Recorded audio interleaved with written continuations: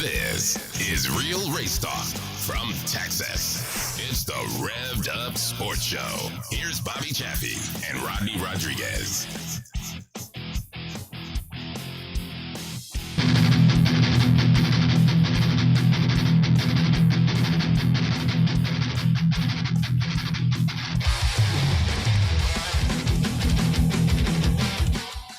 Oh, yeah. That time again.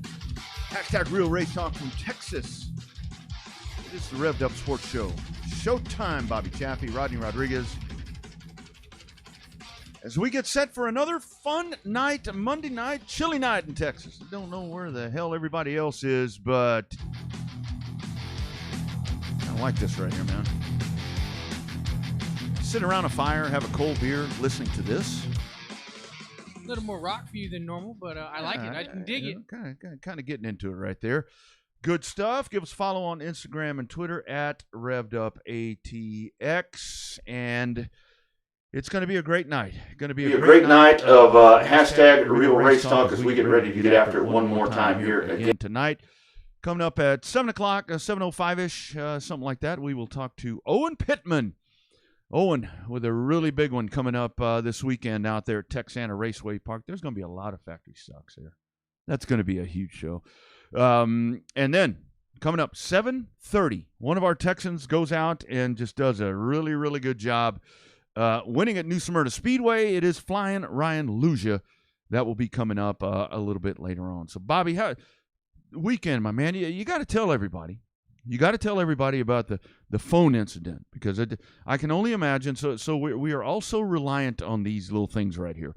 It's a little personal computer. People always bitch about how much they cost, but it's a little personal computer that you carry around in your pocket and you sit down on all the time. But my man here last night, you had to have been in a panic last night. I was in a big panic last night. Definitely was worried about the actual phone. Actually tried to do something nice, went over to my parents' house and was moving some lawn equipment around, and lo and behold, as soon as I moved some lawn equipment, about 30 minutes later, I realized I had lost my phone. And I went and I checked the lawnmower, and it didn't see anything there, backtracked, went everywhere I was at throughout the day, still couldn't find it, thought I left it at home, went back to the house, looked around the house, it wasn't at the house, looked around again, went back to my parents' house, looked again. Finally was able to find my tablet and connect to it, and it told me that yes, indeed, that the phone was definitely at my parents' house. And so I went back in and was able to actually have the ringtone play exceptionally loud, and it was stuck on the actual lawnmower, right by the lever, the height selector for the out of the fender, and it had fallen out of my pocket and was actually about to fall inside the fender. There of the lawnmower. So luckily the face didn't get scratched. I forgot how much this phone cost until we went to the AT&T store to try to talk to them about getting a new one. And so they were like, yeah, I was like, how long have I had it? And I was like, yeah, I said, they're like, you had it 3 weeks. I was like, outstanding. And I said, well, like I always wanted to do is just lose $1,000 phone in 3 weeks. They looked at me and said, not that one. Yeah, that's not the $1,000 phone. You got the high-end phone. Oh, man. Yeah. But no iPhone. I'm not an iPhone guy. I know that you love your old iPhone, but well, they say that and again, it's not for me to say, but I will say because I do love them. That they say the iPhone's a little bit easier for folks that are not quite as technological, and I'm certainly not. And I still do the iPhone 7, but like we were talking about earlier, Bobby, I was telling you, they do the iOS 14 now, and they have the upgrade that they put in there. And I downloaded that the other day, and I've got the old iPhone 7 here working, and man, it's dragging. It just doesn't. I try to open apps and it doesn't work, and I try to listen to stuff and it's not working, and email's not what it needs to be. The other day, you have the little icons down at the bottom of the iPhone, and they were stuck up on the top side, and I'm constantly having to reset it, turn it on and off. So I think they're about to try to trick me into doing something. But luckily these days, they have a payment plan. They have a payment plan. You don't have to go drop. I remember back when I had one of those razors, man, that flip phone. Mm-hmm. I had one of the Motorola razors. Yeah, I remember that. You would go drop, $300. It's like, oh my God, this is an investment right here when you do it that way. But man, they're pricey. These things are pricey. Yeah, it's $1,200 for the new phone that I got. Oh, but I just said these are personal computers that you have in your pocket. And it's You got to seriously, dude. I'm surprised at that thing, and that's why I asked you. I'm like, so it didn't get scratched up. I mean, seriously, that could have been. And it didn't. I didn't know. I haven't had the Gorilla Glass screen protector. Yeah, it hadn't come in. It's been on national back order. So, yeah. Luckily, I got pretty lucky. So we'll see how it shakes out. Speaking of questionable stuff, I saw some on the way to the studio today, and we'll take an unofficial poll there on the Facebook Live or wherever you're at. How early is too early to put up your Christmas decorations? I usually wait till the day after Thanksgiving if I'm not out Black Friday shopping, which this year probably, who knows. Well, my family has said for a long time that I'm the Grinch. But I'm getting better. I got to tell you, I've gotten better as time has gone on a little bit, and I personally think I would always say, yes, I know at our house we do it the day after Thanksgiving. It's kind of like our little ritual that we all get together and we hang our balls up there and then do all that good stuff. And I saw a ornament online that said our first pandemic together. That's probably going to be a good one to have. It's probably be a good one. Yeah, we get the little balls from places we go, like we have them from Hawaii and all this, and the racetracks should have the little ornaments. Sell those all year round. I think they have them at the Derby. Oh, do they? I think they have the little Snowball Derby ornament. Well, that would make sense. But I would have a hell of a time because it'd get crushed by the time we got back to the destination because stuff would fall on top of it or whatever. But day after Thanksgiving, I say. But a lot of folks, it's like immediately after Halloween, I see people, with shit in the yard and going crazy and putting trees up and everything. I'm like, man, let me carve the bird first, for crying out loud. Then we'll start worrying about that. What is it? The shirt I saw one time that said, for every Christmas decoration hung up before Thanksgiving, an elf shoots a baby reindeer. Yeah, well, there you go. That's about right. That is about right. Yes. Thank you for saying there, Shane. 105 Speedway, man, getting after it again. Really, really good weekend of racing, it looked like. But quickly back over to the asphalt side, Bobby. You saw it. Shane already broke it, but figures. Yeah, it figures. But breaking news right before we came on the air: newest entry into the Snowball Derby was a defending Cup Series champion Chase Elliott. Will go and win. I guess technically he could go and win the Derby. He don't have a damn good shot at it. I wonder if Rowdy will go now. I think he was already set to go. Oh, is he already? He may already be entered. I saw the list. But and again, that's where I'll be like, oh, come on, man, let these guys race it out. And of course, the other that we saw, and just a great run yesterday by Bubba Pollard as he wins the Florida Governor's Cup at New Smyrna Speedway. But the other thing that we saw was about the guy that won that race. About the guy that won that was going to be Bubba Pollard's last race in a Seneca Performance chassis. Announced earlier this morning that he would be switching over to Van Dorn Racing Development. So it'll be interesting to see how that shakes out. I guess it's got to be a money thing. When you say, "Here, come drive for me," it ain't got to cost you a dime. Yeah. He said it came together really fast, and I did wonder. I really did wonder yesterday when Bubba came out of the car as that race on NBC Sports Gold. He comes out of the car, and we do see a very subdued, a very emotional Bubba Pollard, something that we're not used to seeing with him. I mean, I don't even know if he gets that emotional after a few Bud Lights, to be honest with you. But I wondered what was going on, if it was going to be a situation where maybe he's going to step away from this thing or what may be happening there. But that's a drastic change for him, because we've seen the success there that he's had there with Seneca. But as we talked about it the last couple of weeks here on the program, that he's been very un-Bubba Pollard-like here lately. Yeah, that program has not been what it once was until he ended up winning the Governor's Cup. But I think a lot of that, too, has the emotional effect of racing there at New Smyrna.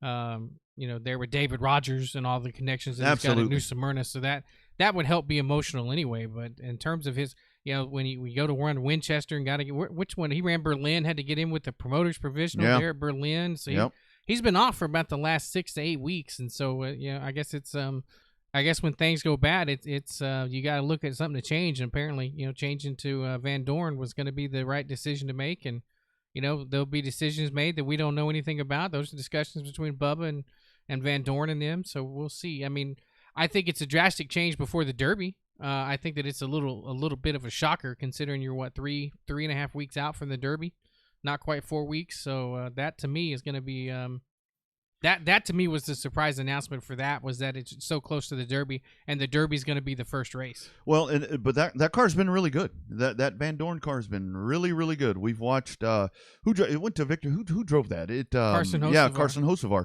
parked that in Victory Lane, and that's been a really good car. So for Bubba to make that move, and he's still looking for, his first Tom Dawson trophy, and maybe it all comes full circle for him. He finally wins. There at New Smyrna, and maybe it is the year. Maybe it is the year that he's able to put that together. But that a very interesting change, and like you said, a very interesting time for it to change. But that 71 program is definitely going in the right direction. They've been doing everything that it's been good. So you lock in the best, and we'll see how that all shakes out. And that entry list will continue to grow.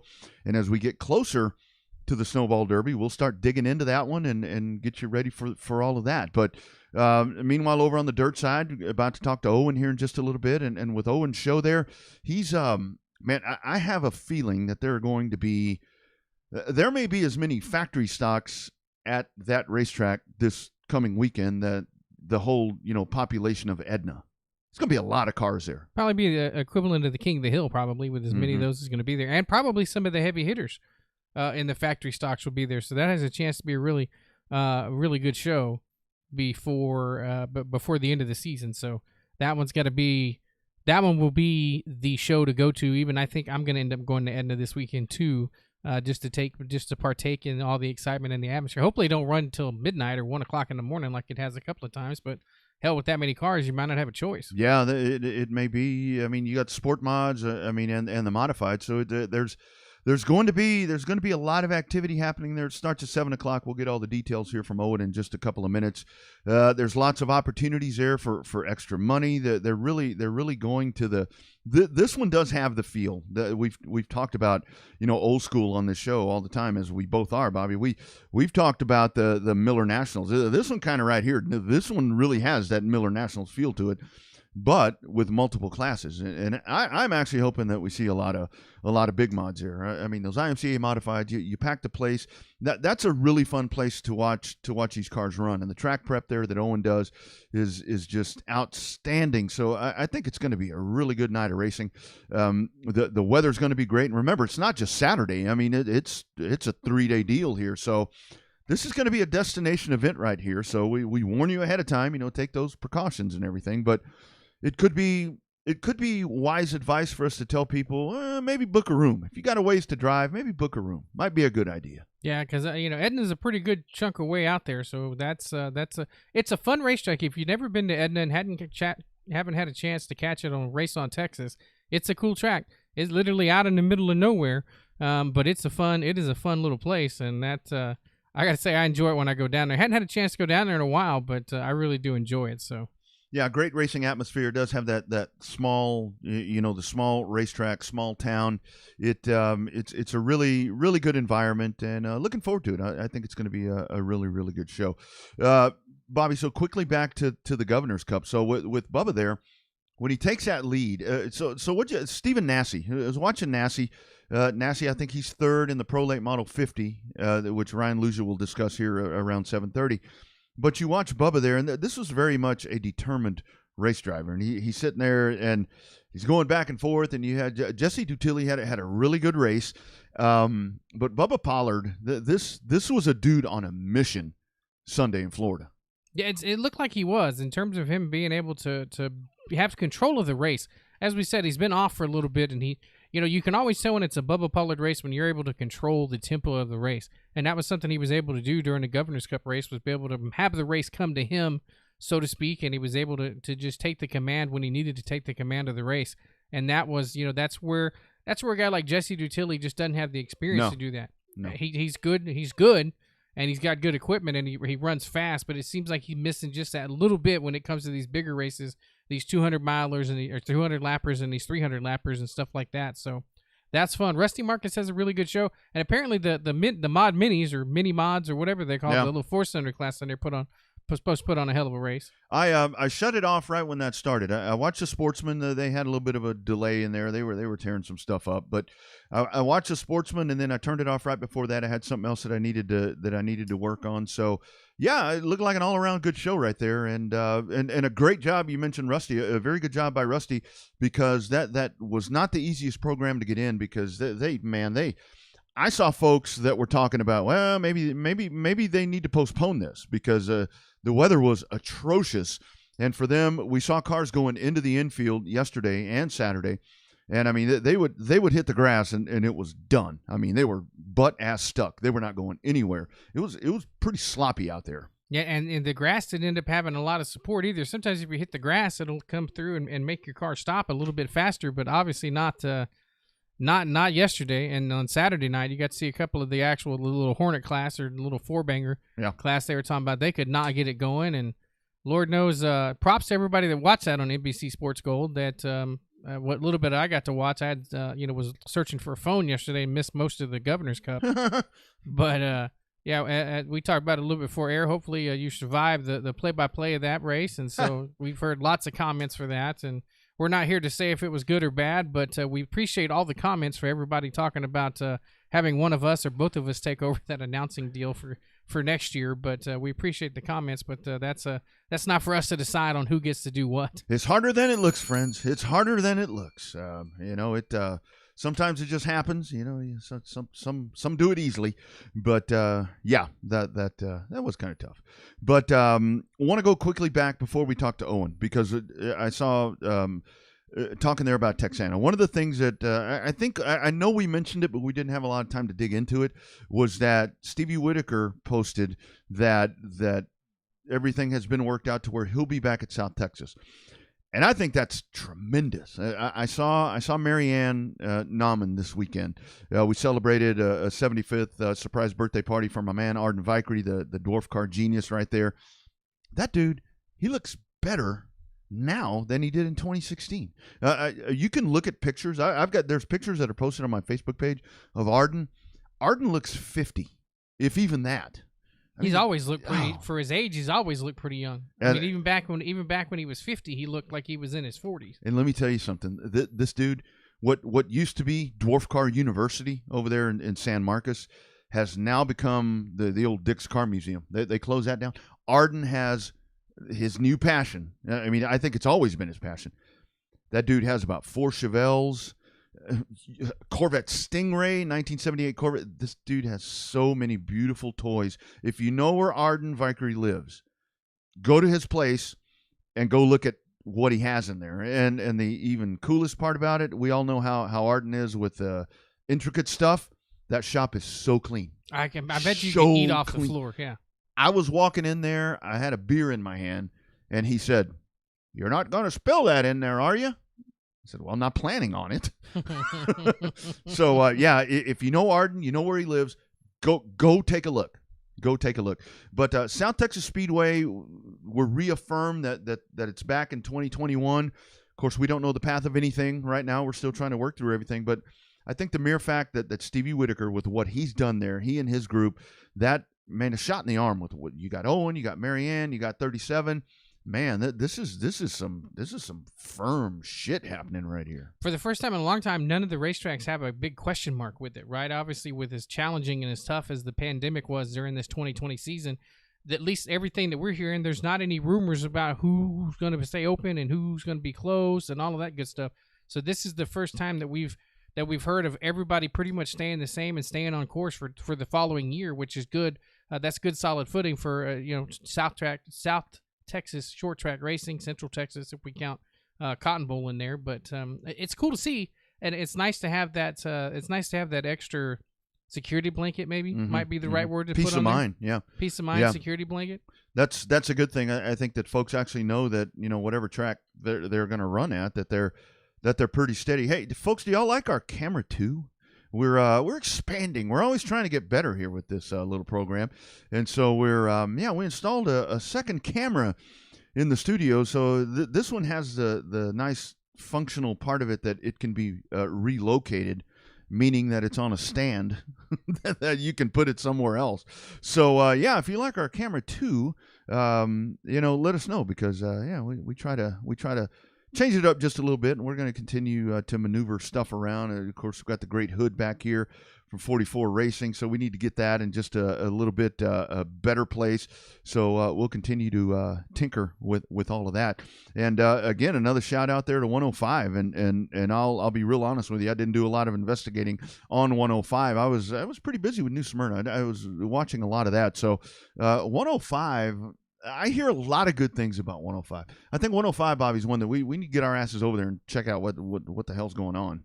Yeah, it's the track over in Cleveland. It's gone by a lot of different names. Bronco Speedway once, and then the guy that actually owned it or leased it renamed it after his own self one time. And so now it's at 105 Are Speedway. you serious? Named it after himself? Named it after himself for what I remember back in the day. That's probably 5 or 6 years ago.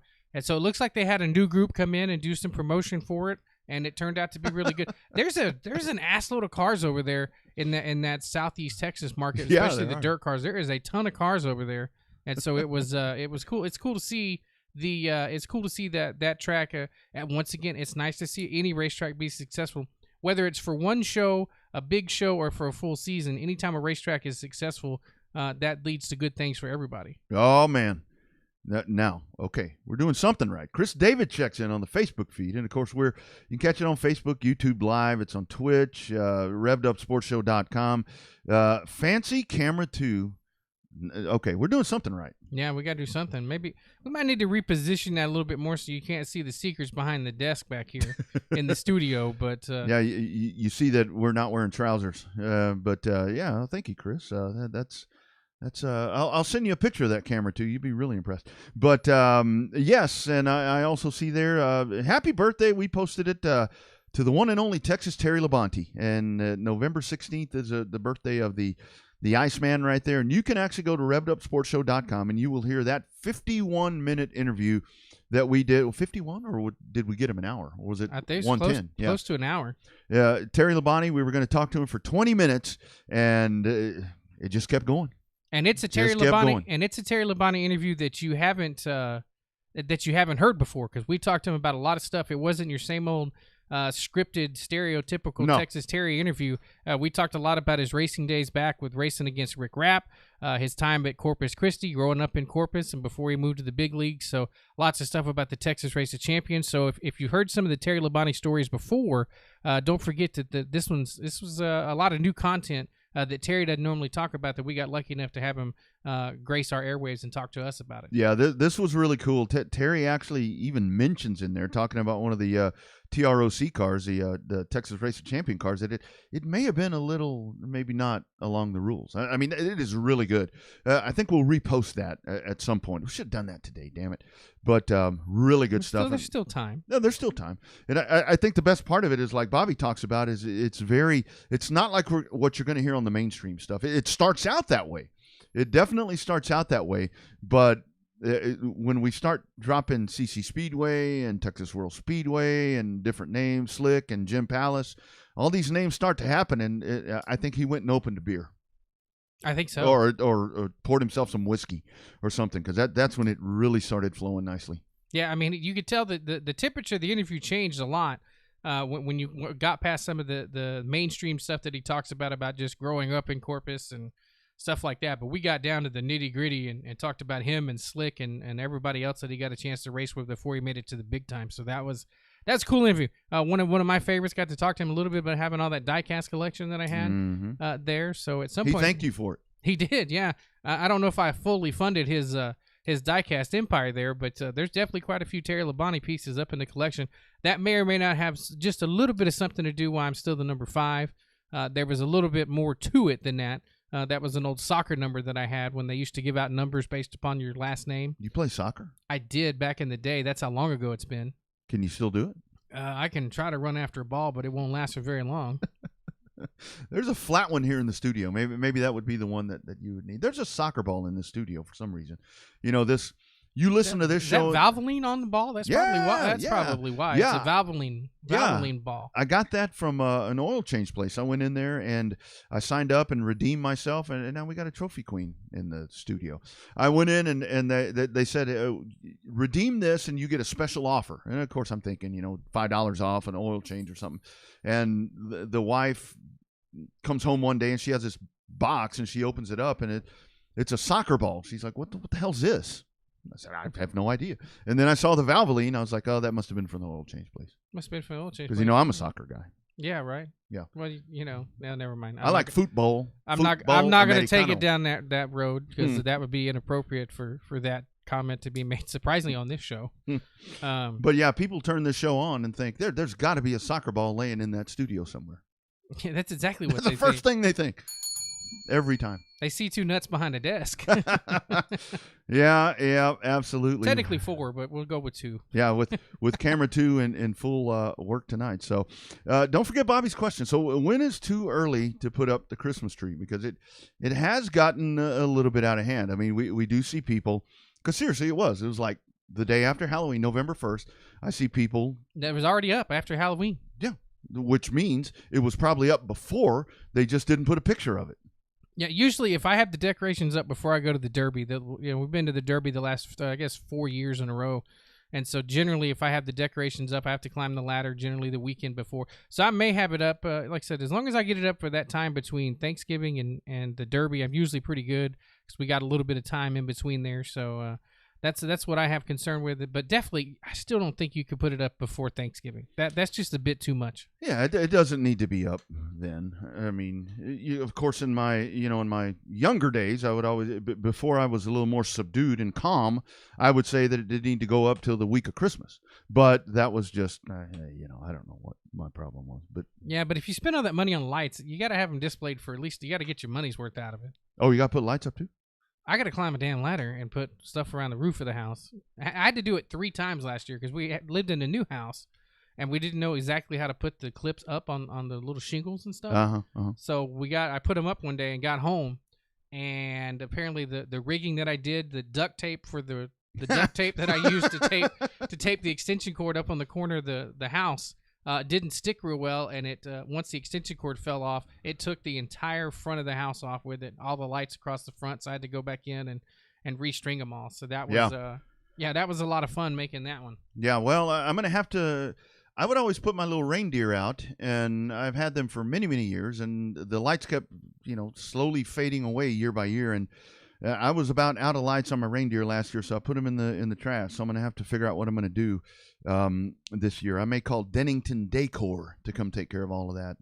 They put that stuff up, and then they come take it down afterwards. Oh, that's those people with when you have the real fancy lights out there. Well, that's when you know the people. Well, my house is real high. I couldn't get to the top anyway, even if I wanted to, because it's way up there. It's way up there. But anyway. So yeah, y'all keep telling us when it's too early. Well, that's what I'm saying. I'm better with it now. I'm much better with it now. But yeah, just a really great weekend there. I really enjoyed the action there with the Governor's Cup, and that's one of those races where I did see some people saying, well, there were only 15 cars that were in that race, but there were only 15 cars in that race. But Bobby, that's one of the ones where we talk about. I'd rather see 15 cars in a very competitive race than 40 in a race where the leader's takes off and you never see him again, and he's the lap cars are all that you see. I mean, I love the competitiveness of that race. A 10-car race with 10 competitive cars is better than a 20-car race with a bunch of squirrels. Mm-hmm. And I think that there was a lot of flack yesterday about the limited car count there for the Governor's Cup, and I think that the reason why that race is in such a precarious spot because you don't want to tear your shit up before the Derby. Nope. You don't. Now, if the guys, most everybody's got 2 cars now. We talked about that with Chris Davidson and a few other people, but you just don't want to tear up your stuff before you get ready to go to the big one.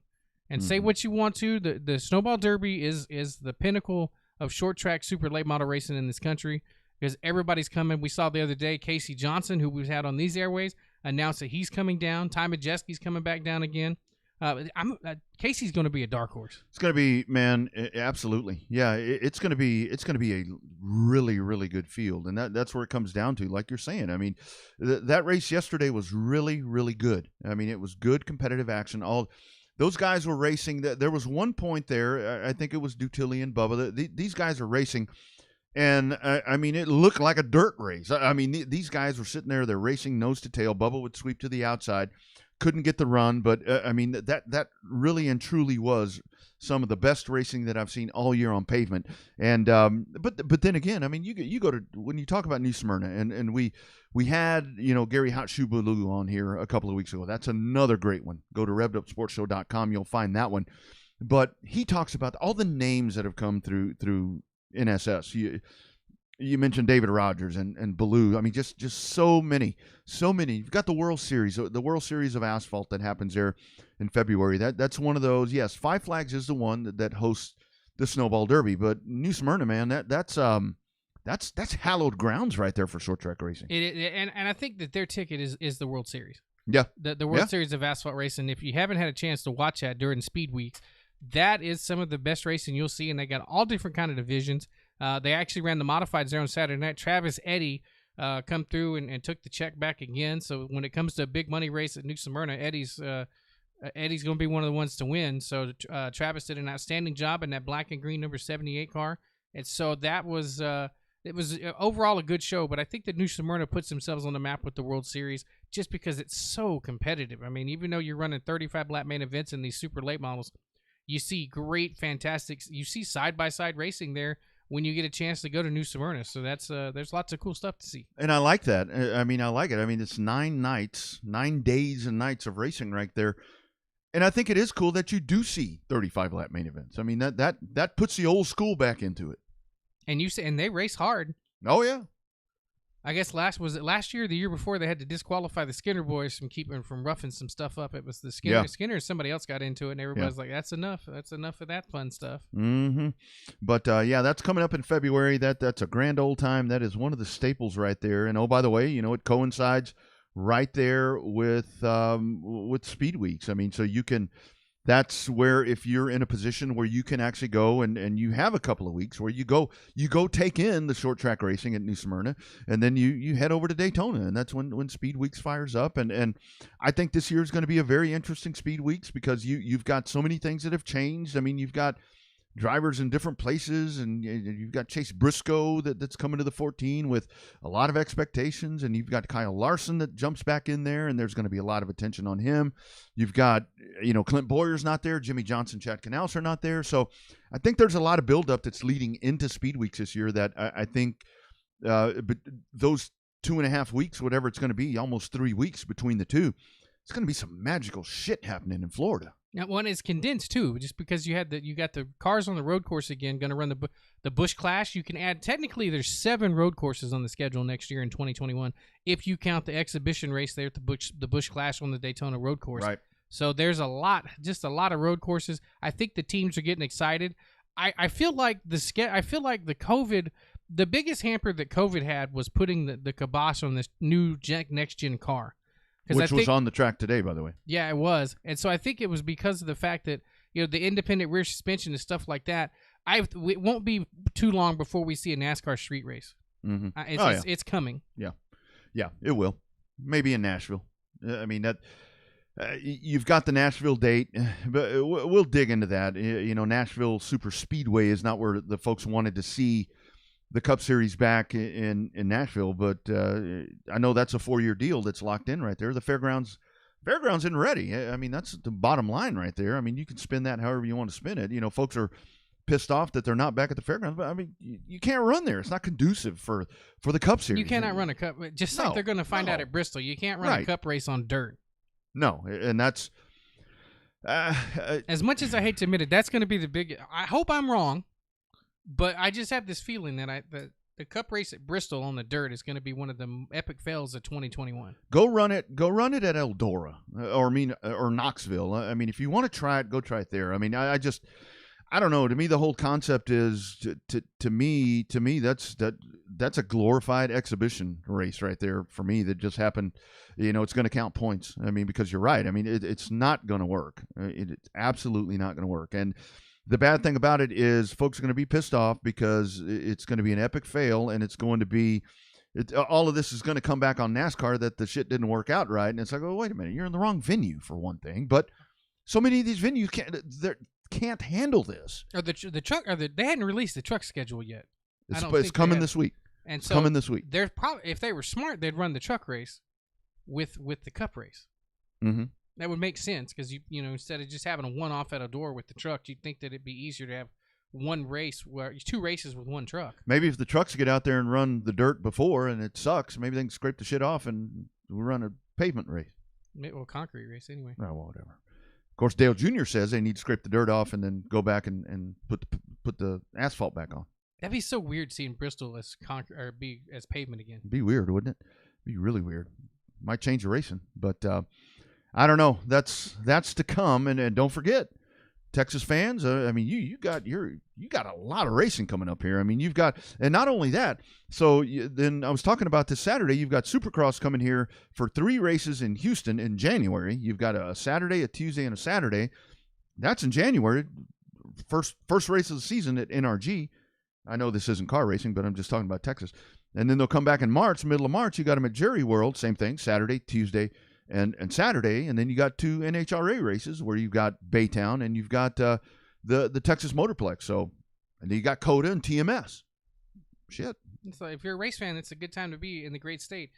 And it's far apart as some of this stuff is. Granted, it's far from a hop, skip, and a jump to go from Ennis or Waxahachie down to Baytown. But still, I mean, it's only a 4-hour ride. There's a lot of racing from wherever you sit in the great state of Texas. You're within probably no less than a 6-hour ride. I guess maybe it's a little. How long is it from Corpus to? I guess Corpus to TMS or Brownsville to TMS is a bit much. That's a pretty good ride. That's a pretty good ride right there because that's you don't want to say all the way across the state, but that's a good ways. That's a good ways. But the good thing about it is with all of this is that there are stops in between, and that's the unfortunate thing, like when we talked to Cody Johnson that was talking about where all the racetracks that are right there in proximity, and you see it in Florida also, where you got all of these racetracks sitting right there, and we don't have that. We're so spread out, and then the lack of tracks. But with dirt, I mean, there are so many. There's a lot. There's a lot of them. So for some of these events, I mean, you can go have some appetizers in there. Yeah, there's going to be a lot of good racing, and road trip every now and then. 7 hours, says Tony. 7 hours. 7-hour drive from Corpus to TMS or from the Valley to TMS? Yeah. Clarify that, Tony. I'm not sure if you mean from the Valley or from Corpus Christi. I know it's a pretty good ways. I mean, it's a chunk. Yeah, it's a long way. It is a long way. But that just proves that I think the Austin thing is really big. I mean, the Austin thing is really big. It's a good monumental moment, I think, for all of us that we're able to attract that it comes here. A lot of folks don't agree. They'd rather see something else, but it's going to be huge. I mean, it's going to be huge. 7 hours from Corpus to TMS. Wow. That's a pretty good haul. That's a pretty good haul. Yeah, that is a pretty good haul. I wouldn't want to make that drive. It's a couple of hours. 12 hours to Pensacola is kind of about the max that I got. Yeah, no doubt. I could go up to 14 if we ended up going to that race at Rockingham. Then that could be fun.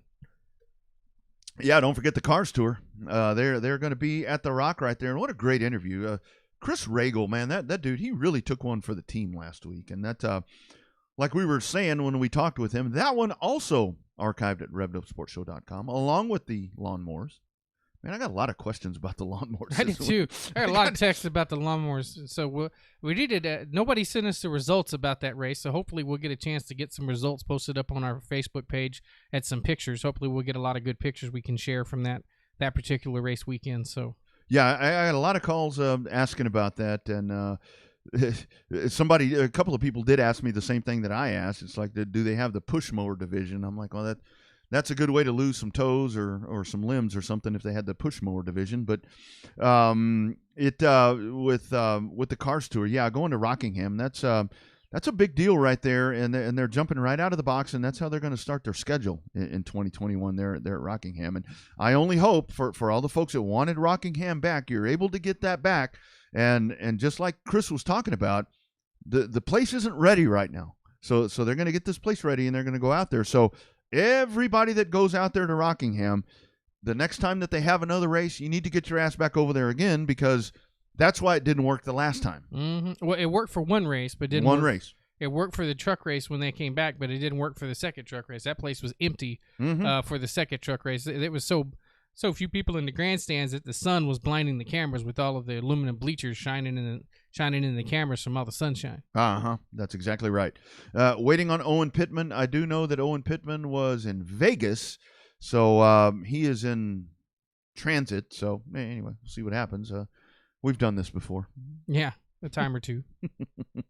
So we will talk to him. Pensacola, a little bit of drive from Corpus. That's quite the haul right there. But it we do see. I mean, so many people that make the trip from Texas, and I've noticed in the years that we've made it down there. I mean, I talked to so many folks that come from California, and that's man, we bitch about this. I mean, to talk about that.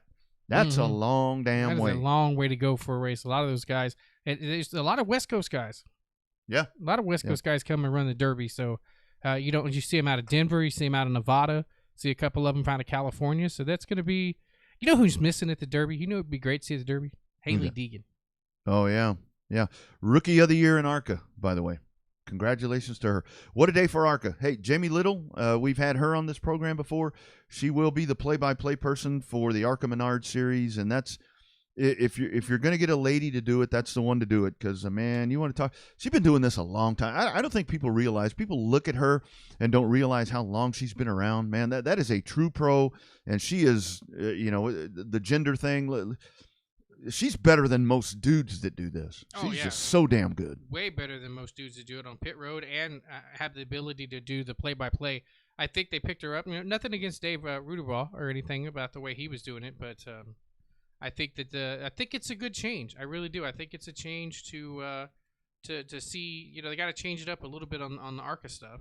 So that's It's a change in a positive direction. Well, and ARCA's at a point right now where they're about to go. They're about to become a little not bigger, but they're going to factor in more than they did before. And so now for that to happen, and then of course it coincides where you have Haley Deegan in there who will. That's tremendous. That's tremendous, and congratulations to Jamie. I mean, that is so cool. I look forward to hearing that. She's done play-by-play once. I heard her once, and again, just the true professional that she is, did a really good job, and I think that's awesome. I think that's so awesome, and good for ARCA, good for them, and Fox. It's gonna be a good show there with the ARCA stuff, getting their TV package back up and running. So say what you will about the NASCAR stuff, but it's I imagine we'll see more of the ARCA races on Channel 90 too, depending on how that shakes out. But I would anticipate definitely would see the bigger races there at your Daytona shows, your Talladega shows. Some of those I expect to see on Channel 90. Yeah, absolutely. Because ARCA is now a very important figure in all of this. I mean, it's you want to talk about it as a training ground or a breeding ground, and it's big, man. Between that and the trucks, I mean, the trucks has become what the trucks has become. But I really like that ARCA, you do have that, the young drivers in there. And ARCA has gotten better to where we used to joke around about ARCA. They tore up a lot of stuff. But ARCA's gotten so much better to where I think the quality of the driver is better. And now that these teams, I think they expect more of these young drivers. And they're making them work. Mm-hmm. And I think that's really good for the series. Yeah, I think so too. I think it's one of those where it's a developmental deal. But granted, now as far as the main ARCA tour, you didn't only had 15 or 18 guys run the full schedule, and of those 15 to 18, there's probably 8 to 10, actually probably closer to 8 guys that were actually remotely competitive. But I think that's the first year that they've had a chance to run everybody together. We had the ARCA main series, you had the ARCA East, ARCA West. They'll get a chance to get some of that worked out, and I think you'll see now that it's there. I think you're going to see a chance once they get the motor stuff worked out and they get one continuous package between the West Series, the East Series, and the main series. You'll get everything. I think you'll see more and more cars come to that series, and it's a developmental ground. We talked to Tracy Trotter about it, or Gracie Trotter, that is, Tracy's daughter. It's a developmental series, and she was able to come through and get a win, and a big win at that down in Vegas. So that's it is definitely, make no bones about it. You can have a career racing in ARCA, no doubt about it. But it is a developmental series nonetheless for NASCAR's top 3. And that's a young lady right there that I think folks need to really around the country really need to keep an eye on. I know a lot of the focus is with Haley Deegan for everything that she's been able to do, but I think man, you got to watch Gracie Trotter. I mean, because that's the real deal right there. Yeah, she's coming through. She has a chance to be the next big thing. Obviously, I think the best part about Gracie is that she doesn't have the extra, I want to say, pressure, because Haley Deegan has all the spotlight and therefore all the pressure. Yeah. And so I think that becomes the challenge for her to end up being, the next big thing. I think Gracie's able to adjust a little bit better. Yeah, absolutely. Let's go to the Revved Up Sports Show hotline. We talked about it earlier. We got some big stuff happening. We got some big stuff happening in the city of Edna. Edna, I'm glad I met you. I'm gonna be glad I met her this weekend. Going to the hotline, we are talking to the man in charge, the promoter at the Texana Raceway Park. It is Owen Pittman. Owen, how are you, my man? Oh, I'm good. What's going on, Rodney? Man, we're just we're in anticipation of what's going to be happening this weekend with you guys, man. How's preparation coming for you? You got any hair left? No, not really. Done pulled most of that out. I'll be honest with you. I've been in Vegas for the last 5 days. We, That's what I thought. Stuff out there as well. So it's been kind of crazy. It's not as easy as it might seem. Oh, and that's what we tell people all the time. It's only the good ones that make it look easy, where people say, oh, it's not that hard. They can do it. So how does the preparation for a big race go? Is it change any different other than maybe having more entries than you had before? How does the race prep go versus like a normal show down there at Texana? It is not a whole lot different. Phone's kind of cutting out here, but the overall, we've had nights with 198 cars. So. Uh-oh. I think we lost him. He called it too. Yeah. He gave us a warning there, so I'm sure he'll call back. But they're going to have more than that. They're going to have. Well, I don't know. I mean, it's only 3 classes, but it all depends. I mean, if you nail 101 class, 101 division, that's a lot. Yeah, that's a lot. There's no doubt that the factory stocks are going to draw a ton of cars. That's going to be the show. Obviously, all 3 classes with your limited modifieds and your big mods down there with the modifieds. Those are going to be all great races, and it's good to see the big mods get put on a big show. Mm-hmm. Yeah, no doubt about it. But the focus is they're on the factory, because that's we just watch that thing blow up. We watch it blow up, and they're able to run. I mean, they're able to run for big purses all around the country, and I think that's a big part of it right there, where it's a class to be in. No, I mean, no doubt about it. I mean, there's lots of money in those factory stocks where they, an entry level class, an entry level car costs 10, 12 grand, up to 20. Absolutely. Hey guys, y'all there? Yep, we got you, man. Technical difficulties here. Oh man, you know how it goes, Owen. We're always ready, buddy. Oh yeah. Hey, so what I was saying is we've had as many as 198 cars, a couple of 175 car shows. So really, the preparation's no different. The stress is much higher overall, because there's a whole lot of money tied up in this one. So that's really the difference at this point, is the stress level and pulling your hair out from the money and making sure the car count shows up and everything you need gets done. And we're bringing in Professional Motorsport Solutions. Nice. To run all the lineups. And man, that's taking a huge strain off of me and making sure all the scoring's done. So them guys do an awesome job and sure take the weight off a promoter to manage a piece of the show that's going to be good. And then, of course, Rodney's coming to announce, which will take another piece off of me. So it's looking pretty good. Oh, and how the hell do you do it? I get there and I see you, like the nights that I'm there, I get there and I see you, working with stuff in the pits. Then I see you working the track. Then I see you down for go-karts. And then I see you race directing. And the nights that I'm not there, you're in out. How you do it, man? I'd fucking go crazy. That's the only way I can put it. Yeah, sanity's not an easy thing around here. It's pretty nonstop, just doing the best we can with what we're given and what we got. Absolutely. We work hard at it and just keep doing what we can do. I don't have a qualified announcer at this point, so I wouldn't call myself a qualified announcer, but I try to fill in there until I find somebody to help us at Texana. It's sure a lot easier when somebody like Rodney or Milton show up to help me out and do a great job announcing, so that I can focus on my race program, and it makes my life a lot easier to make calls, focus on what's going on, and improve the show for the racers.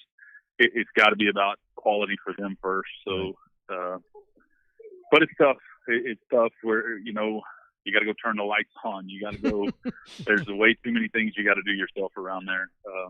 And we'll work on that. That's just part of it. Hello, and the last time I was there, we couldn't get them on. I was like, uh-oh. but you still made it work, brother. You still made it work, so great job. Yeah. But that time, luckily, I had a breaker in the truck, and the new owner, Cord Beard, he ran down and had an electrician with him of all things, just what I needed. And they changed the breaker for me. Luckily, I went and bought a breaker that day, because I had a gut feeling I was going to have a bad night with that particular box, and I did. So we got that stuff cleaned up, though, going good. So we've done some lighting improvements for this event. We've done some several different things to try to continue to improve. And like I said, we're bringing in the professional motorsports guys. We're bringing in JW to do the tech, the USRA head tech guy. So we got some real quality tech coming. We got cars coming from a long ways off. I'm getting a lot of word from all over, some really great drivers, possibly Whitehead, and I think Sean Graham's going to come. There's a whole bunch of Club 20s down, Neil Kemp. There's a bunch of good ones. Sweet. So we know how good and how big that field's going to be for the factory stocks. We were talking about it when we lost you, about how cool it is to see the big mods actually make headlines for big show. I mean, those guys have put on some outstanding races down there at Texana. And so was it just a no-brainer to add those big mods to the big show? Man, that's tough. Honestly, I was going with the mod light originally and not the IMCA mods. I love the mods. They're my favorite class. They put on a great show. They're killer to watch. They do awesome there at Texana. So they were really my choice. But we haven't been able to draw a huge crowd of them, more than about 24. And I know there's a ton of them mod lights. So I really was going to go mod lights. And then once they progressed to Texas Grand and kind of had that event, and there were no IMCA mods in that, and the mod lights are running that, I decided to go a different direction, and I got a little bit of sponsorship that came into play. And so we got a one-day 1,600 to win IMCA mod show, and I've had calls as far as 8-9 hours away that are coming to race in that. Man, what a night. What a night. So, Owen, break it all down. So, of course, it's a 3-day deal. I'll see you on Saturday, but talk about the money here. So back to the factories, man. There's an opportunity here for somebody to make a hell of a lot of money. Yeah, it's $3,500 to win and $300 to start. Damn. Guaranteed money, and I think it pays $2,000 for second, $15 for third. It's good money. There's about $18,000 in purse money just in the factory stocks base pay at 60 cars. Damn. If they pull 80 cars, it bumps to $4,000, $4,500 to win and $400 to start. And if they pull 100 cars, it'll bump to $5,500 and $500 to start, and so on. The more cars they bring, the more they get paid. Wow. So yeah, there's a ton of money tied in that. It's only a $50 entry fee. I've never done a race in my career like this where I didn't have this type of money and not have a $100, $125, $150 entry. But Boot Hill and them guys, they do this stuff, and I watch it and I learn, and they're doing it with very little to no entry fees at all.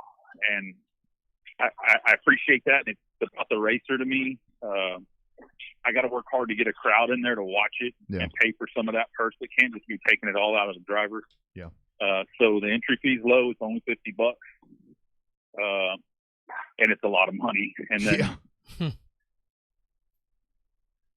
Sport Mods run 2 nights, and they got 1,000 to win, the 1,500 to win, 2 separate shows. I did that mainly, because the factory stock's a big deal, and they're the big money that's really going to draw. So in order to not put that kind of money behind the limited, right, to draw them, I wanted to do 2 shows because Friday night may not may not draw some guys. You've already Yeah. used your vacation racing all season. Here we are into November. So, Right. but they'll want to come out Saturday for 1,500 to win show. And then I wanted Friday to be pretty smooth and quick, not an all night long deal. And I want to focus on my factory stock. So that's why I only put IMCA on Saturday, and they're 1,600 to win at this point. Yeah. I think it's going to be a great show. Absolutely great show. So, Owen, for fans that are going to come out, this may be one of those where it may be a good idea to get there a little bit early. We fire off at 7 o'clock, but the full schedule for let's just focus on Saturday. The full schedule for Saturday, because that'll probably be the day where it gets really, really crazy. Fire off at 7, and then are we going heat races, main events, and so forth like we always do? No, Saturday will be main event. Okay. For the factory stocks only. We will run all our heats on Friday night. That's what I thought. Okay. Yeah, and we'll run our dash on Friday night. Dash will set the front row, and then basically third will be on the pole for the first B, fourth will be on the pole for the next B, depending on how many cars and how many Bs we have. Sweet. That dash will set the front of that, and passing points will set that the rest of the way back for Bs and Cs. And you'll get to see all mains for factory stocks. You'll see a full show of heats and features for IMCA mods and sport mods. Perfect. So what has been, obviously you've got this big race coming so far. What has been the biggest challenge for you as you sit back and try to reflect on this season? You took over, started taking over a little bit late, but I mean, I know all the focus is on this big show, but what's been the biggest challenge so far? Because obviously you've done a great job to get a big show like this together towards the end of the year. So what's been the biggest challenge so far for you?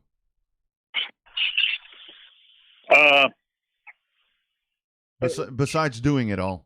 Yeah. There's been a lot of challenges. Honestly, personnel, we had some early issues with personnel, and we worked through those, and we continue to work on trying to provide the best personnel to put the show on. Parking space, how about that one? That's a nightmare. This one's first come, first served parking, but when you wind up every race, you're parked in the grandstand parking. Yeah. That's a problem. Yeah. So parking's an issue, and just really trying to work with other tracks and do a good job on quality of working good shows and not stepping on others and doing something that's clean and people can enjoy, racers can enjoy, and hopefully respect what you're trying to do when it's all over.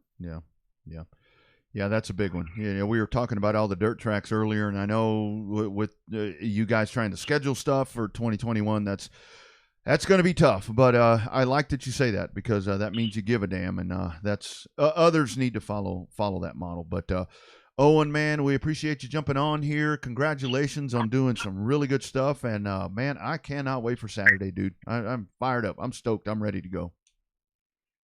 Yeah, we're fired up to have you, and drag Bobby along if you want. We'll have a lot of fun. But I got a plan for our mic on the track. On top of all that racing, we're also at intermission. We're actually going to have an intermission, Rodney. I know that's rare for me, and it's going to be painful. I'll be honest with you. I can't stand intermissions. I hate them. I don't ever want to have them. Yeah. I hear you. I got all my regular season drivers are coming, so I'm gonna hand out some awards there at intermission. Nice. Real quick, so you get to MC what would be the Texana banquet, because we're not having a banquet. We're giving out our end of year awards right here at the biggest show of the year. So nice. That'll be fun. We'll get that knocked out, and we got carts both nights. Those will mostly run before the races are over, most likely, and looking forward to a good show. I hope the cars come. My big fear was the last week's Grand tearing up some cars and having problems with that, and I know we lost a couple, but hopefully we'll have the car count we're looking for, and this thing will turn out to be a real nice show for everybody, and these guys will make some money. So. Yeah, I think so. Going to be one of the biggest ones that we've seen in a while, and at a great place, great venue for it. But I'll pack a tuxedo for the intermission, my man, and we'll do it up there the right way for those guys. Awesome, buddy. Sounds great. Thank y'all. All right, Owen. See you this weekend, dude. Yes, sir. Take care. There he is, Owen Pittman. That. We're still doing Promoter of the Year. We haven't forgotten about that. It's because it's gotten complicated. It's gotten complicated. Yeah, it sure has. There's a lot to weigh, but I can tell you something. That dude right there needs to be at the top of that list. What a job. Well, and he's not the only one. There's been quite a few, but for him to take on what he's been taking on by doing, like you said, doing everything in one night, trying to race direct, trying to announce, trying to work the track, trying to get lineups done and stuff like that. It was interesting about the racing professional scoring and monitor stuff that's coming in to direct those. You see those vans every now and then, and you're like, I wonder what the hell they do. Now you know what the hell they do. Yeah, absolutely. So he's bringing out the full fleet right there, and that they do a good job anyway. But doing that will only enhance that and help it and really make it a even more quality show. We've been talking about New Smyrna here all evening. We've been talking about the supers and so forth. Man, one of our guys, one of our dudes in the Prelude, in the Pro Late Model 50.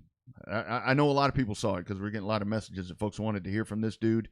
We had him on a while back, but now we have him back on. He goes to that hallowed track for the first time ever and parks it in Victory Lane. Back to the hotline. It's Flying Ryan Loser. Ryan, how you doing, man? Hey, Rodney. I'm doing good. Happy to be on. Have you gotten any sleep yet, my friend? I've gotten a little bit. Luckily, I like to stack up on my sleep ahead of time, so I had a couple 12-hour sleeps in, so Sweet. I'm good right now. Nice. So how did this deal come together? You went from iRacing for a championship to running a pro late model in New Smyrna and kind of walked away with it. Made it a boring show there, but it's good for you, boring for some other people. But how did this deal come about for you? We've been talking about trying to do something for the Snowflake, really. And we decided it'd be a good idea to at least, get in something beforehand in a late model. So we were originally planning on doing both races with the Skinners, and that the Snowflake fell through, but we already had plans to do this race.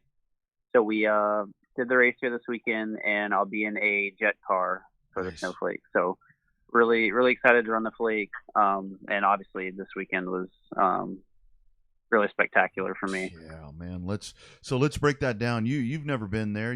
I think you had never been there at all, had you? No. We went down like a month and a half ago when we were originally planning on racing, and we got rained out. So I got like 30 laps in Friday morning. But other than that, fresh track. I loved it though. The track was really fun. Yeah. So you go in, you set the fast time, and like Bobby said, man, you just walked away from them, man. Talk about that car. That car, it never flinched. It never. I never saw anything that gave me any reason to think that those guys were going to be able to catch you. Oh yeah, that car was incredible, man. I think we kind of drove maybe like 95% for the first 5 to get a little bit of gap. And they're like, hey, man, save some tire in case we get a caution. And then I backed it down a little bit. And they're like, back it down more. You're still pulling away. So I'm like, all right, let's back it down more. But yeah, with the whole protest motor deal, it really made me wish that I didn't back it down at all. But I mean, that's what you have to do if you're being smart. You can always get a caution late in the race, and you want to have the best tires you can. But man, I'm telling you, we could have pulled that gap by double what we had. So that car was absolutely incredible. Definitely the best car I've ever been in. Wow. That thing was just a rocket ship. Yeah, looked like it. So you've raced at both. You've raced at Pensacola, won a championship down there in a pro late model, and now you run at New Smyrna. What is New Smyrna race like? To people that have never been there, is there any a cup track that maybe it looks like and resembles? I mean, can you compare it to anything else? I don't know, man. It's nothing like really anything I've been on. It's got, it's like kind of like a Martinsville feel, but it has banking. Mm-hmm. So, it's got the long straightaways and pretty tight corners, and it's unique in the fact where you're not actually riding the bottom all the way around. So right. I thought that was pretty cool. You kind of run the middle groove and up a little bit into 1 and 2, and then you run the bottom in 3 and 4. So that made it interesting. Really fun track. I hope to go back here, next year if we can make some stuff happen. Because that was a hell of a time. Yeah, absolutely. So let's talk about that protest. That was ongoing, man, and they tore that baby down to the very bare bones bottom, didn't they? What were they? What was the protest? Was it Nassie? Or I don't know who it was, and if you don't want to talk about it, that's totally good. But they ripped that baby down to the bare bones, didn't they?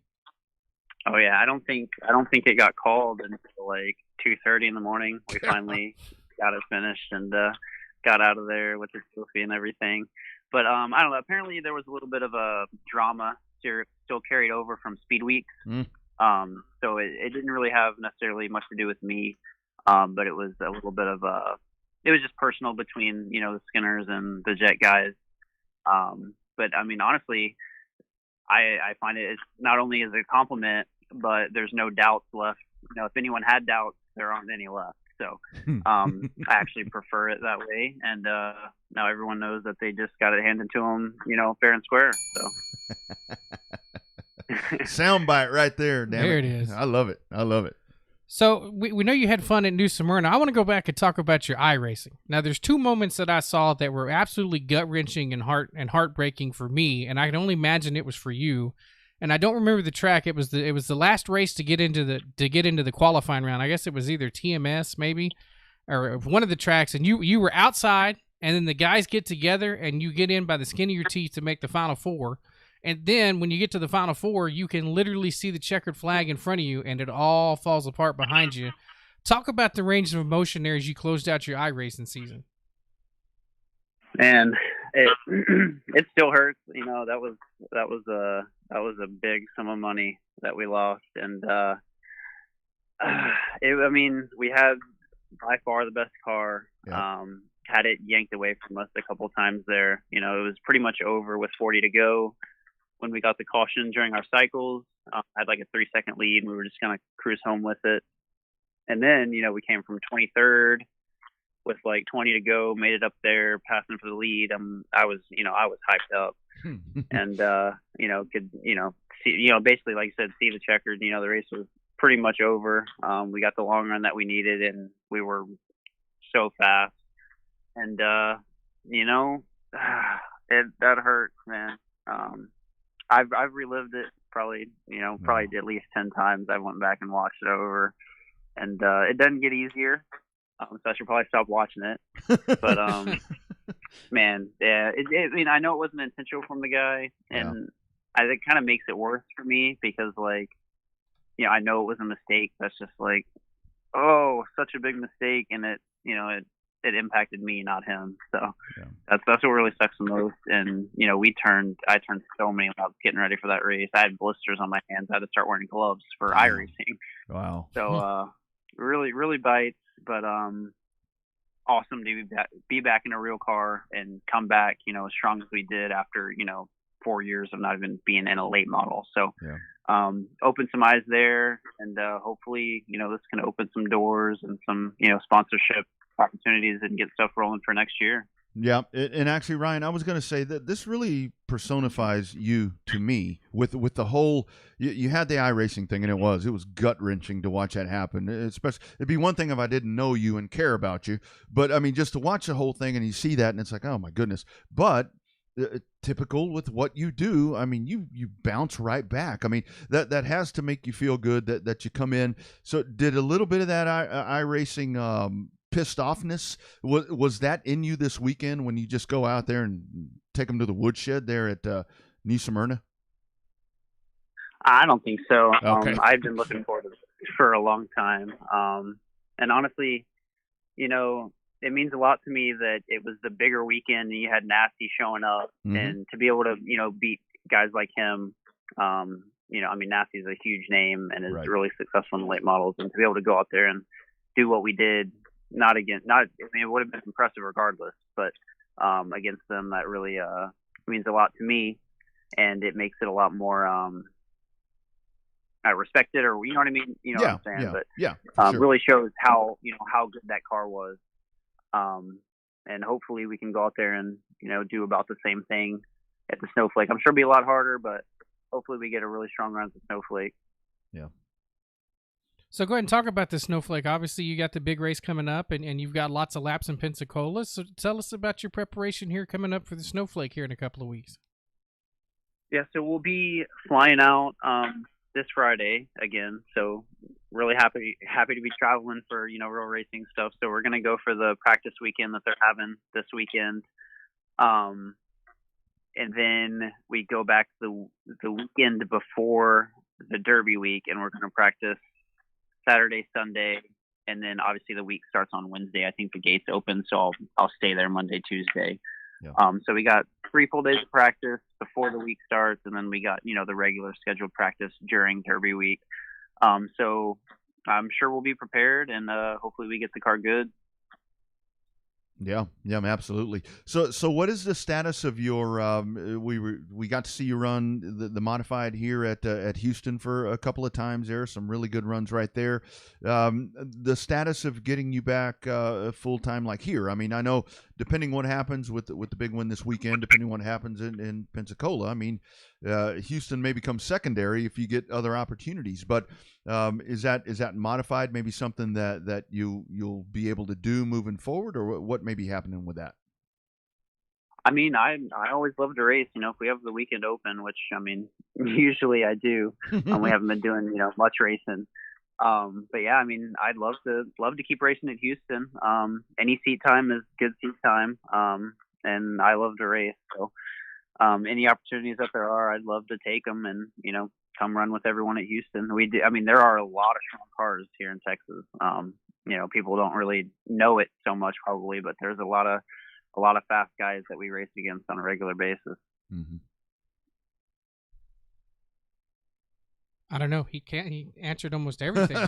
He's so almost too good. Well, and I have to tell Yeah. you, I think one thing, Ryan, that I was really impressed with, and it made me feel, they kept talking about, like when they talked to you yesterday, they kept saying, talking about Texas. And again, I know that folks, we are kind of flying under the radar. How's it feel for you? I mean, because you're kind of the one carrying the flag right now with the weekend that you just had.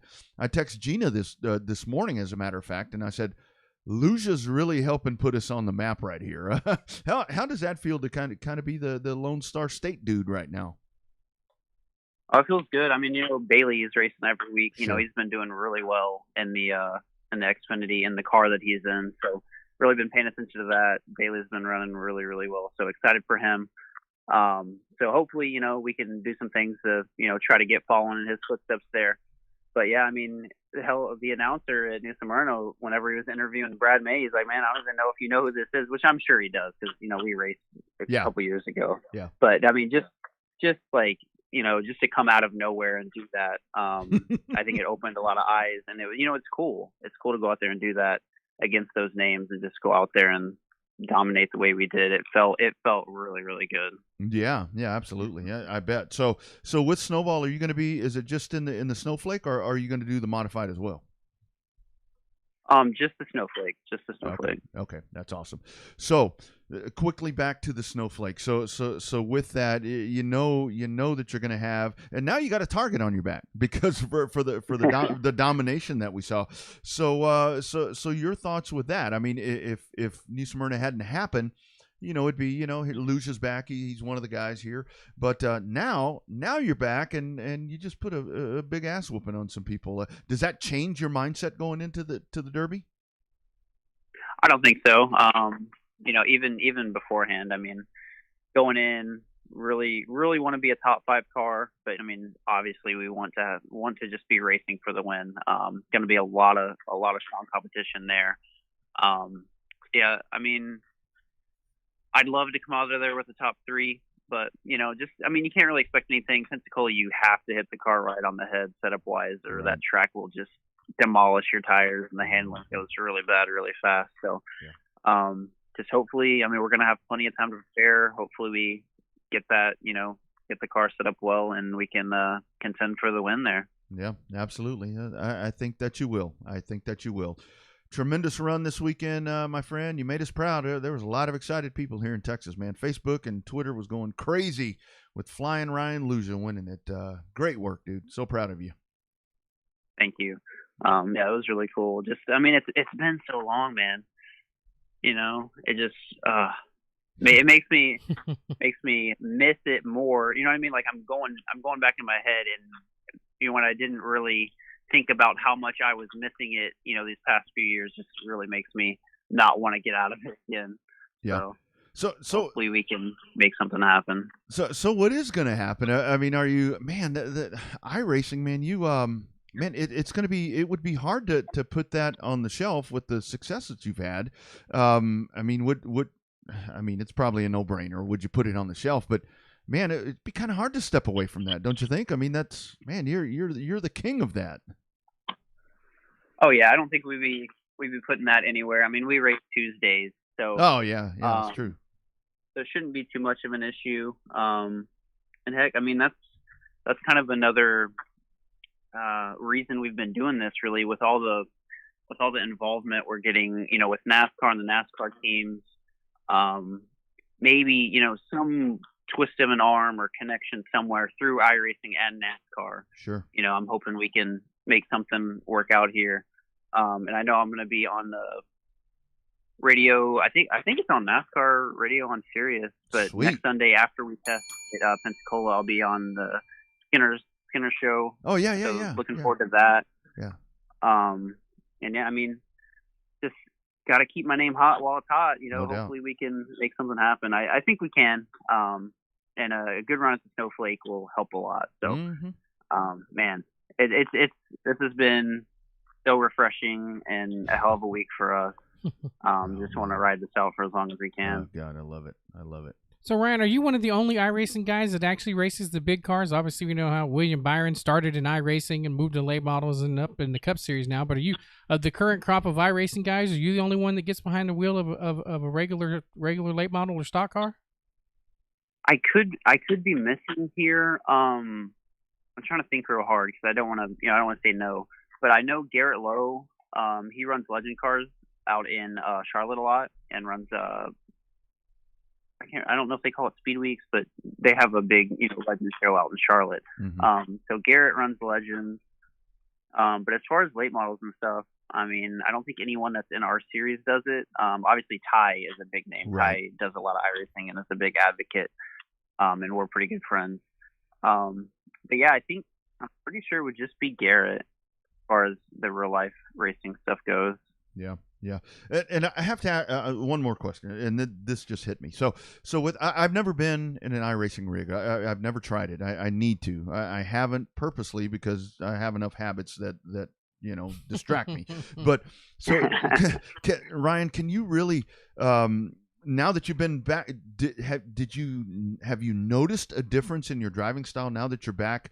That you're back in the real car, in the big car, has your driving style changed? Are you doing things different than you did before now that you've been iRacing for so long?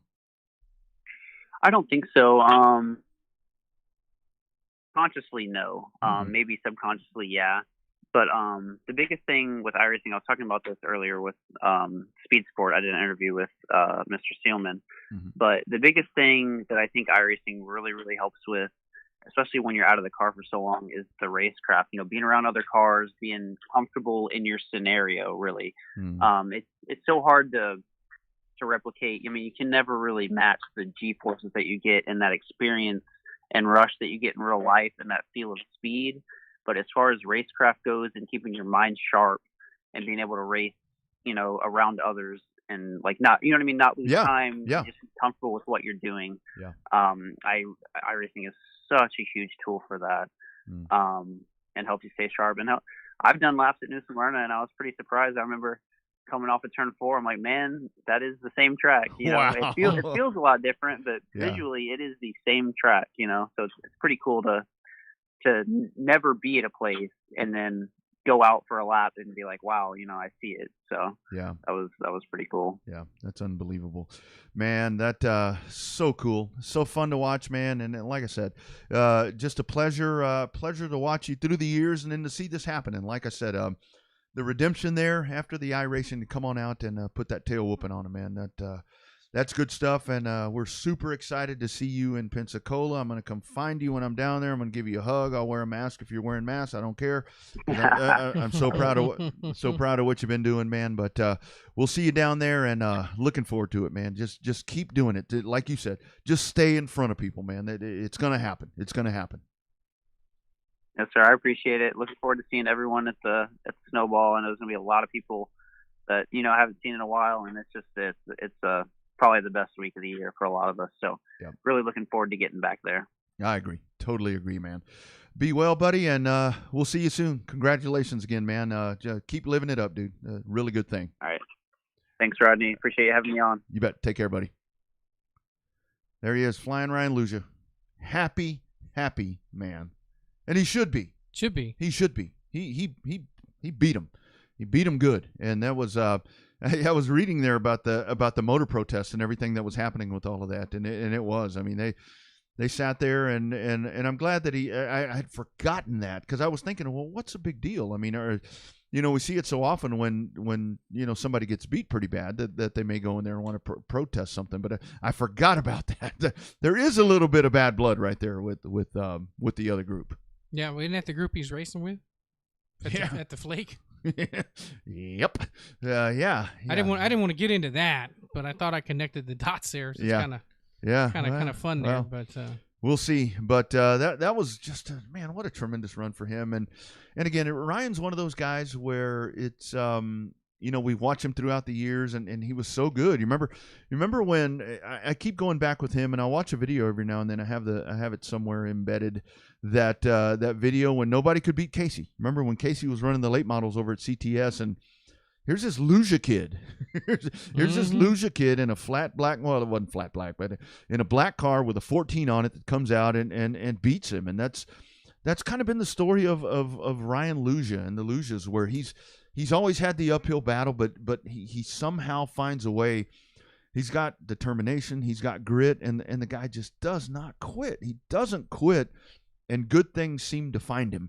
And hopefully this is a big enough win now that is going to propel him, because the dude has so much talent. I'm hoping that somebody just latches on and stays aboard for the ride. We can only hope. I mean, he's a good kid. He's been on the show a couple of times now, and it was gut wrenching when he was. I think I texted you. Yeah. When you and I were both watching the iRacing there on that Tuesday night when he was out, and then all of a sudden the leaders get together in front of him, and he goes from being out by like 25 points to being in by like 2 points. Yeah. And then to be so close to see the checkered flag and just have the bottom completely yanked out in front of you. He was mad. You could tell he was mad. But he definitely handled it with class. It's young racers. Granted, Ryan is a young racer himself, but young racers need to take note about how to lose with humility. Whether you get your ass handed to you, or you lose with somebody being something stupid, something like that. You got to learn how to lose with humility, and whether you want to or not, it actually gets you more opportunities than it does if you end up making an ass of yourself. And I think that this year with Snowball always is, he's right. I mean, it's the best week for a lot of us. But I really think that this year, with everything that's happened, and with now, if you missed the breaking news earlier with Chase Elliott will race at the Snowball as well. I think that between the Snowball and the Snowflake and just all the other divisions also, but the Snowflake, I think that the Snowflake, it really has the opportunity here that, not that it's going to overshadow the Snowball, but man, I think we're going to have two really damn good races at the Super Bowl of stock car racing in Pensacola. Yeah, no, there's going to be the Snowflake this year is shaping up to be. It's not the normal cast and crew, I think, in terms of the pro late models. There's a lot of new faces and some new spaces, and so I think that you'll get a chance to. I'm really going to be looking forward to watching some of those new guys and watching some of your established veterans versus some of the new up and coming kids, and even some of the guys like a Ryan Luja who can definitely come in and put it on them. He's a former track champion there, as we talked to him about. So that's I'm interested to watch and see how that race plays out. And then obviously the Derby's still the Derby, and we'll get into as we get closer, start talking about the Tom Johnson Trophy and stuff like that. But that the Snowflake 100 is a pretty prestigious race too. Yeah, and one thing quickly back to Chase Elliott being a part of this. One of the things I was talking about on Saturday was I think that possibly with Chase Elliott winning the Cup Championship and maybe winning it. We didn't think he was going to win it, maybe winning it sooner than we thought he would win it.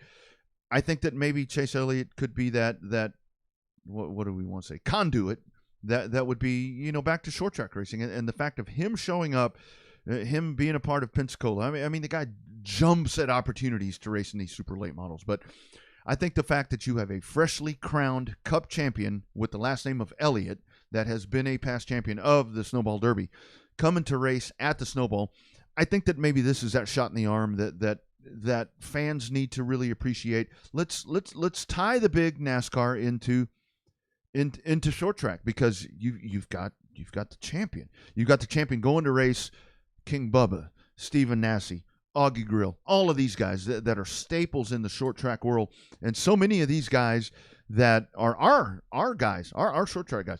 So many of our guys that have the opportunity and the equipment and everything else to beat the NASCAR champion. No, I mean that's an extra incentive, right? I mean, you got a guy coming off of the biggest win of his career, the two biggest wins, Martinsville and there at Phoenix, and he, defending Cup Series champion. It's a big deal when Kyle Busch and these Cup guys come and run the Snowball Derby. It's a big deal when the Xfinity guys and the Truck Series guys come and run in high dollar equipment. But to have your defending Cup Series champion come down and run the biggest short track race of the year, that's huge. You cannot buy and replicate that type of energy and just notoriety about how big this race really is. You cannot touch that without having a guy like Chase Elliott come and race. Now you're really going to get the draw of national media. Yeah, that's the equivalent of like when we have a regional race, like when Kenny Schrader or one of those guys comes to Cotton Bowl or something like that, but bigger. I mean, this is when you get the big star that comes in.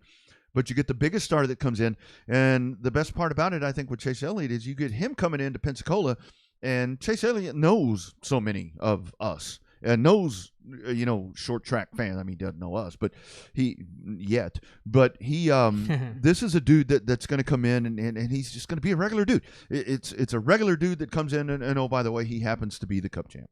That is massive, massive, massive. Yeah, no, you can't touch that publicity, and it's good to see, man. Like, how cool is it that the defending Cup Series champion is coming to run? I mean, it's hard. Sometimes it's hard to describe the Derby, right? You talk about it. We talk about it, the biggest short track race in the country. You have to kind of explain it, but in reality, it's still a local type of feel. That's what's so great about it is that the Derby is special and you love being part of it, but yet at the same time, it feels like an intimate setting within like your home track type of deal. We love Houston. And we love all the things about HMP and the Texas Short Track Racing Series. But when we go, I guess maybe it's because when we go to Pensacola, we see so many people that we know. It's almost like attending a regular home race because we see so many people in the grandstands and we see so many people in the pits that we know. It has that hometown feel. Yeah, Pensacola really is a homecoming for that because you do see. I mean, that's where you see our man Keith Sandifer and all these guys that we don't get to see anymore. That they still, find a way to get to Snowball, and that's really going to be great. I mean, that's really going to be great. Hey, Joyce Shepard checking in, and when Joyce checks in, that's always a big deal. That's one of the cool ones. That is the most passionate race fan I know. And you know a lot of them. She may have helped me get a factory stock ride today. I saw that. Joyce, you better damn well win that car. You better win Adam Hawes' car because I want to drive that 58. I don't care if it sucks or not. It fits perfect. I tell you, if you got a sucky dirt car, you put a sucky dirt driver in there, and magical things will happen. So it's going to be good stuff. What a great program. I mean, great stuff from Owen and friends, really. If you're looking for something to do this weekend, get yourself out to Edna. I would recommend probably going to book a room because it's going to be. I know it's main event only for the factory, but a full program there for the sport mods and the IMCA modifieds. But it's going to be a lot going on. It's going to be that really is going to have a great postseason big ass show feel to it. I think. Yeah, Owen knows how to put on the big races. He's done it before when he was down there working at CC Speedway, bringing in USRA and super late model racing. So. The fact that he's got a lot of extra things off of his plate and he can just concentrate on running a good show, I think that's going to lead to a damn good show down there at Texana Raceway. It's going to be fun. Texana Raceway Park on Facebook. Jump on there. All your schedules are there for Thursday, Friday, and then main event Saturday. Going to be a grand old time. Would love to see you there. I will be there working. Come on up and say, hey, it's going to be cool. Bobby's going to be there, I think. So going to be cool. And a big thanks to the man himself, Flying Ryan Loser, the winner at New Smyrna Speedway. Not a lot of people can say, I won at New Smyrna Speedway. Flying Ryan can. He can say, I kicked their ass at New Smyrna Speedway. Yeah, he can. Absolutely. And he will be back there coming up for the Snowball Derby. And we are fixing to blow your Snowball Derby coverage out of the water. Super Bowl of stock car or short track racing. And we will be your go-to source for it. Maybe right after Speed 51. Maybe. We'll be right there with him. It's going to be a close race. But we're looking forward to that. Friends, be nice to someone. You never know what they're going through. You're going to feel better as well afterwards. Bobby, stay warm, my man. It's going to be cold for a few mornings, I know buddy. it's going to be cold for a few mornings. Got to sit there and bundle up in the morning, put the jacket on in the morning, put the chocolates on in the afternoon. Absolutely. Hashtag Real Race Talk from Texas. It's revved up. We're back next Monday. Be well, friends.